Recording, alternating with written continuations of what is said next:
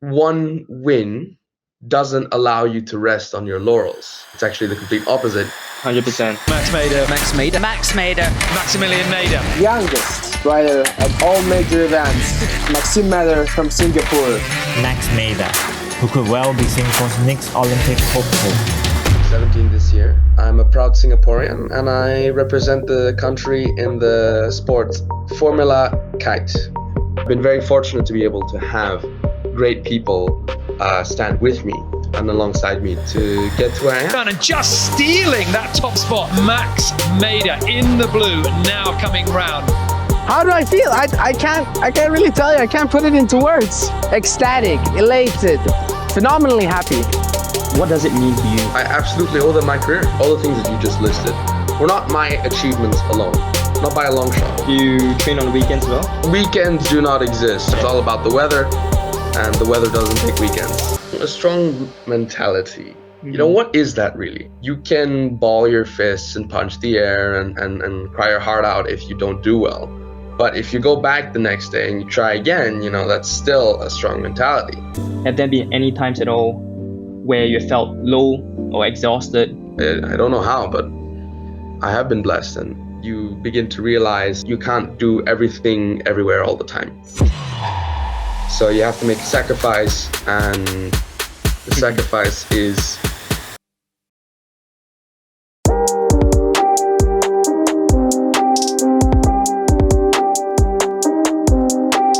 Alright, so Max, from what I understand, you live a very itinerant lifestyle. Traveling all over the world for trainings and competitions. And you also live between Singapore, Switzerland, and Indonesia, right? So I'm just very curious, and I wanted to ask some questions, which I thought would be interesting. So first off, I got to ask, what's your favorite Singaporean food? Yeah, obviously the most important question comes first, right? You know, it's very difficult to beat the nostalgia of having just a good plate of chicken rice when you come to one of the hawker centers. You know, just come home and just grab a nice simple plate of roasted or steamed chicken rice and just put a bunch of chili on there. And hard to beat, really. I mean, there are of course a bunch of other contenders. It's so hard to pick, but the nostalgia is really really hits you. I get what you mean. I mean, every time I come back to Singapore after living in another country for so long, that's the first thing I do, right? Get a plate of chicken rice. So I totally understand you. How about Indonesian food?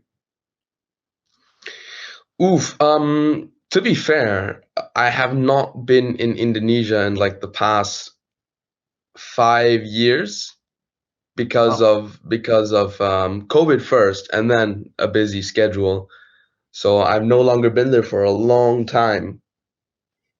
But you know, I think the classic mee goreng or nasi goreng with I don't know, whatever meat you can pick and a chili as well. I just love spicy, and so You love spicy food. it's difficult to beat. Yeah. And how about, okay, we have a lot of European members in our community. Any European food that you always go to? That's a great question, actually.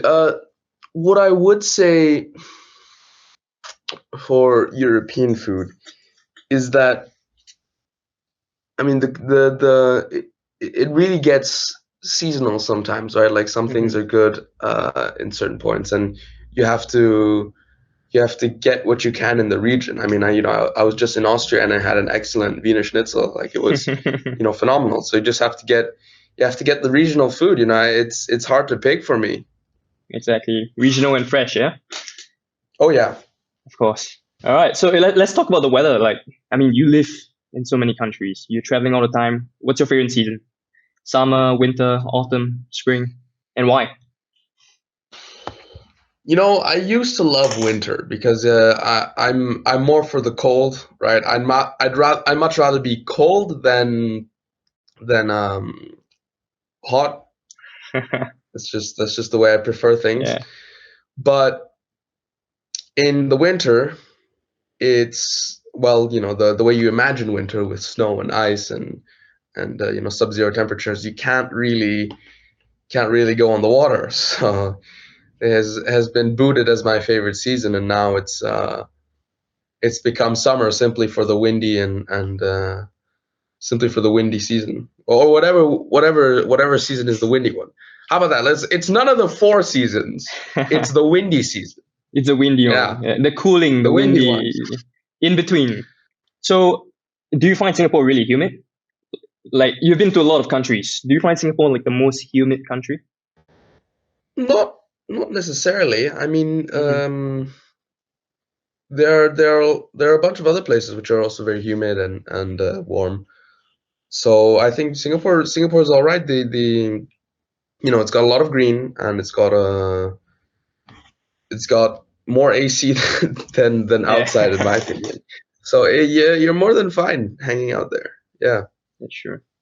So, how many languages do you speak?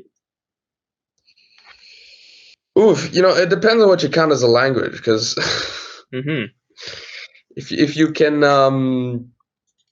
you can fake speaking one, I think I'd be like 5 or 6, because there's English, German, Mandarin, which that I will say, I speak with on a conversational level.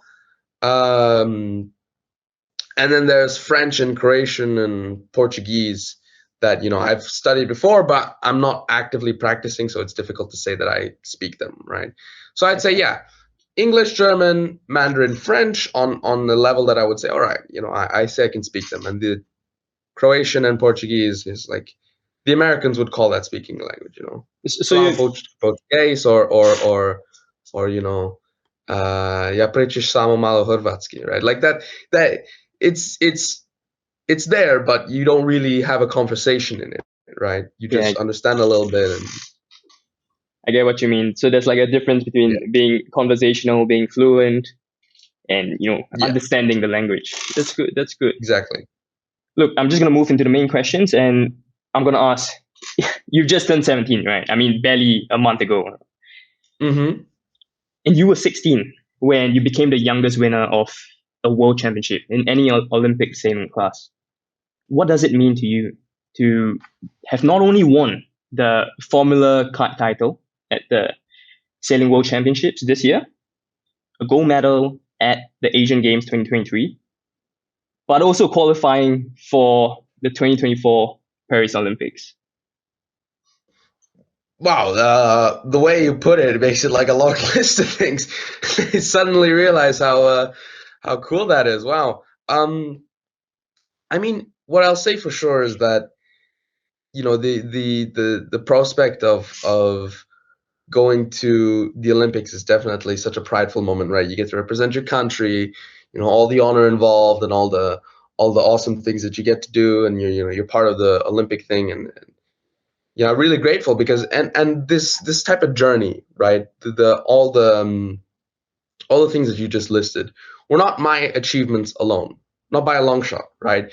You had so many people who gave their time and their effort to help me get to where I am, right? So I do not stand alone whatsoever, right? I have to thank a countless amount of people. Just to name a few, it's my coach, it's my training partner, it's the federation, it's the sports institute, it's my sponsors. It's a lot goes into something like this, and I've been very fortunate to be able to have great people stand with me and alongside me to get to where I am. And I think bringing happiness to them through this is something that is very fulfilling and very how do you say, gives you a sense of accomplishment past the results that you attain.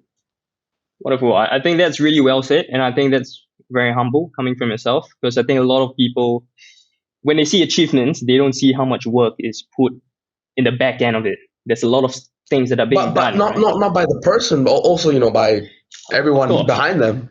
100%, because you need people around you to guide you, to coach you, to make sure you're on the right path. And no, I totally resonate with that. And I think it's wonderful that you put it that way, and you recognize the people that have helped you, throughout this journey. And you're still very young, so there's so much more to go. And I'm sure there's a lot of people that will support you. The whole country's behind you, and myself, we're all behind you. It's a very proud moment for us as well. Like to see someone from our country representing and putting us on the world stage. A small, tiny country like Singapore. So yeah, it is a prideful moment, like you said. So from what I know, your competitive schedule is very, very intense, and you're constantly traveling all over the world all the time. The question I want to know is, how do you juggle your studies with your world tours? So that's a great question. First of all, sitting in a classroom, you're not going to be able to maintain a high level of competitive relevance, because you got to go out, you got to train, you got to go gym, and et cetera, et cetera. So you have to travel and you have to go places, and that makes studying difficult. So the approach that my family has adapted is you do a homeschooling approach. So you are able to study wherever you travel abroad. And anytime that I have a longer period of time in training, that's where I can put in the hours to study and to learn and to be able to get some quality time towards an academic pursuit. So would you say you're very organized in that? Like, do you have like a calendar that says, okay, this is my training schedule, and then I'm gonna put in some time to study, like here every day, every slot? Are you organized like that? Not really. It's more about knowing when you can put in time, which is truly useful to studying, and where you will, have useful learning time. Because if you try and learn during competitions, yeah, you can call it putting in the hours, right? Like you come and you do the work and you complete it. But is it truly, material that you will have or you will find useful later on? Is it truly stuff that you will be applying and then using and remembering, especially during competition where you have so many other worries? I don't know. Whereas in training, where you have a longer period of time where you're settled down and you're not going to travel in the next week or so, and you have time to focus, then you put your time into learning stuff that you will need later on, or that you'll apply for a subject that you're pursuing, whatever that may be. I find is a much more effective use of time. So essentially, you're saying working smart is better than working hard. In a sense, like where to put your time, where to allocate your time. Like to rather work smart than work hard, right? Because I'm already working hard with or at least I like to think I work hard with the competitions and everything else around. You can't do everything everywhere all the time. So you have to make a sacrifice, and this time it might be a little bit egregious for some Singaporean parents, but the sacrifice is an academic pursuit temporarily. That's right? great. That's great. Doesn't mean you stop it, but means you're not going to be, let's say, academically complete by the age of 18 or 20. At the end of the day, we're always learning. That's true. Just a quick one. I remember back when I was younger, I was going through an incredibly tough period in my life where I had no one to talk to about my problems. There was no place I could share my honest thoughts and feelings because I was just so afraid of being judged by people. And I realized that was so bad for my mental well-being. It's like bottling up everything and just waiting for a day where it all explodes. So no, we're not going to let that happen for you. Because my team and I have developed a free social app called huddle.so, where you can share all your problems anonymously, whatever is currently on your mind that's bothering you, whatever is making you upset or giving you sleepless nights. This is a non-toxic app where you can just be yourself, heal, and make many wholesome friends that will be there for you to support you during difficult times. The app is currently available on iOS at the moment, so good news for iPhone users. But we are working really hard to get an Android version out as soon as we can, so we don't miss out on the rest of you. So trust me, download the app, give it a shot, and I guarantee you that your future you will thank you for taking care of yourself. I'll put the link in the description below as well, and I'll see you in Harvest. In accordance to that, would you say you take a more long-term approach to things? in your life? Let's put it this way, where Mhm. I see that one win doesn't allow you to rest on your laurels. It's actually the complete opposite. It demands a confirmation, I guess.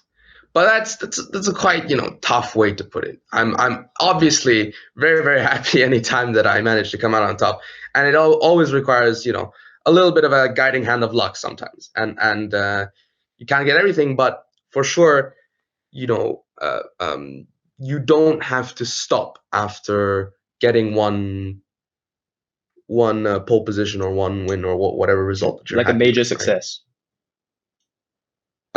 Well, whatever Mhm. is the goal set for you, you don't have to stop once it's being hit or achieved. Yeah. You can always set to solidify your position or try and set a higher one, whatever it may be.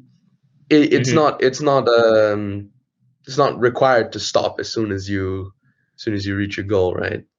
100%. I mean, like what you mentioned, you hit your milestones, you hit the things that you achieve. You can always go better. You don't have to rest on your laurels. You keep going and keep going, and you keep achieving more than that. Yeah. So wonderful. I mean, that's a good segue into the next question. So, how important do you think having a strong mentality is in a competitive sport like kite foiling? And how do you cultivate such a mindset to perform at your best? So a strong mentality. Mhm. What is that really, right? Like, what do you consider a strong mentality? Because you can ball your fists and punch the air and cry your heart out if you don't do well. But if you go back the next day and you try again, that's still a strong mentality. So, what it is for me is that having a strong mentality is not dealing well with the competition and staying calm. Having a strong mentality uh, is shown by you showing up every day and going out and doing it anyway or dealing with it anyway, right? And as long as you're there, you show up, you do what you have to do, or you do the best that you can. That defines a strong mentality, not the other way around. It's not you be having a strong mentality that lets you go out and do it. It's you going out and do it that shows that you have a strong mentality. Yeah. You putting in the work, even if you don't want to do it, you're there. The discipline, the Yeah, you sacrifice. don't have to think of yourself having a strong mentality to be able to, have all the let me see. You don't have to think of yourself as having a strong mentality to be Mhm. able to go out and do all the things you need to do and make the best that you can out of a situation. It's you doing that defines that you have a strong mentality. You don't have to have confidence in yourself first before actually doing everything. Mhm. So, I mean, while you say that, give me a brief insight into a day in your life. Like, walk me through. What do you usually get up to in a day, a normal day? Depends on am I am I taking a break? Am I in competition? Am I training? Probably a training when you are say like 2 months out before a competition. What happens in a normal day?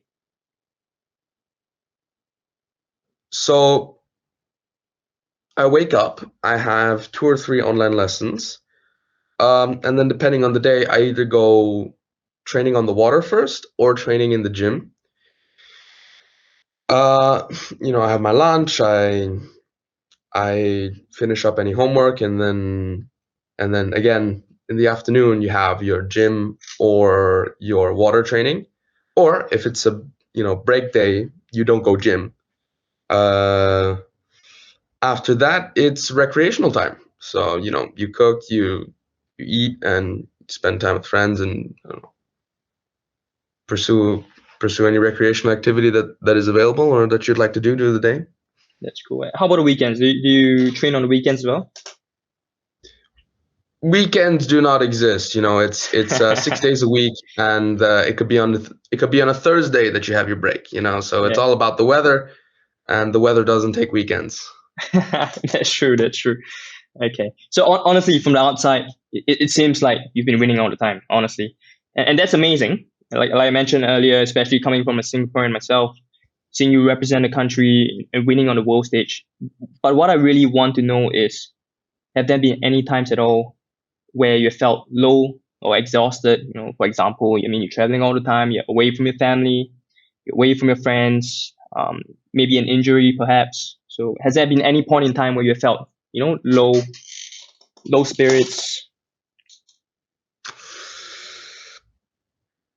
Mm, that's a great point. I don't think I've had anything comparable to some people in their career, because I've been taking care of myself to not get an injury, and it's also about trying to prevent accidents, but you never really can control everything all the time. So I've been fortunate so far with injuries. I've already taken a couple of attempts at the World Championships, right? To try and do well, and I think the first time around where I got fifth, I believe, was where I still wasn't really matured as a competitor, right? And I had recently gotten off my first win ever internationally, and so I expected, oh yeah, I'll try and repeat it again at the World Championships, and that didn't go well. And so I think that might have been one time where I really had to deal with not feeling the greatest as an athlete. But it really is laughable comparable in comparison to what some other people have to deal with sometimes. So I just chalk it up to my me being absolutely blessed somehow.